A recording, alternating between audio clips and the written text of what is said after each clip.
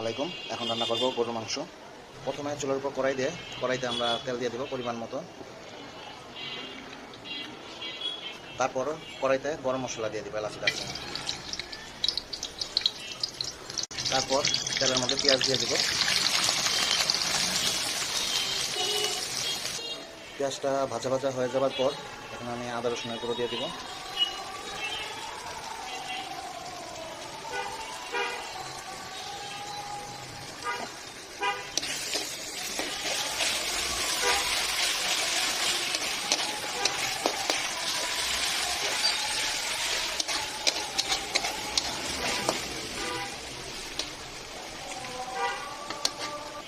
এলাচি দারচিনির পাউডার দিয়ে দেবো একটু।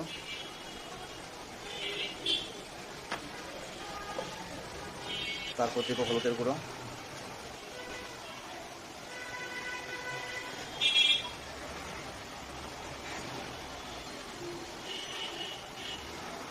তারপর দেব মরিচের গুঁড়ো।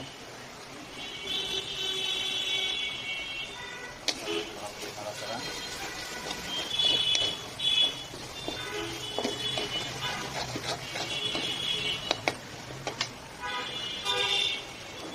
তারপর অল্প একটু পানি দিয়ে দিব।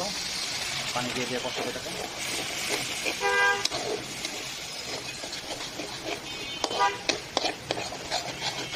আমি যেহেতু গরুর মাংসের সাথে আলু দিব, সেহেতু পেঁয়াজটা একটু কম দিয়েছি, কারণ এটা একটু ঝোল ঝোল করবো। বেশি পেঁয়াজগুলো তো ভুনাই হয়ে গেল। একটু একটু পানি দিয়ে এগুলোকে কষাতেই থাকবো। একটু পানি দেবো সাইডে, কষাতেই থাকবো।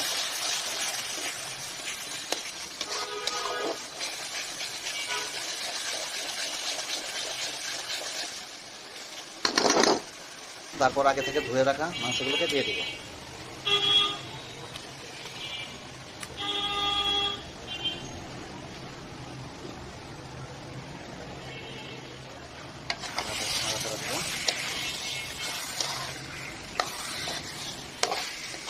মাংসগুলোকে ভালো করে নেড়ে ছেড়ে ঝোলগুলোকে মাখিয়ে নেব।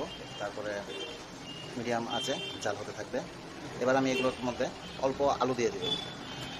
আলুগুলো যাতে সিদ্ধ হয়ে যায় মাংসের সাথে সাথে, সেদিকে খেয়াল রাখতে হবে। এভাবে দিয়ে ঢেকে দেবো, ঢাকনা দিয়ে ঢেকে দেবো। হালকা একটা নাড়াচাড়া দেবো। আলুগুলোকে নিচে দিয়ে দেবো, উপরেগুলোকে নিচে, সেগুলোকে উপরে। ঝাল একেবারে কম দিয়েছি, কারণ বেশি ঝাল খাওয়া স্বাস্থ্যের জন্য ভালো না। সব কিছুরই অভ্যাস থাকা ভালো। ঝাল যাদের কম খান তাদের জন্য। তারপরেও কালার আসবে, মাংসগুলো সিদ্ধ হলে কালার আসবে। তরকারি হালকা ঝোল ঝোল থাকবে, তরকারি কমপ্লিট। সবাই ফলো লাইক দিয়ে পাশে থাকবেন। সবাইকে ধন্যবাদ।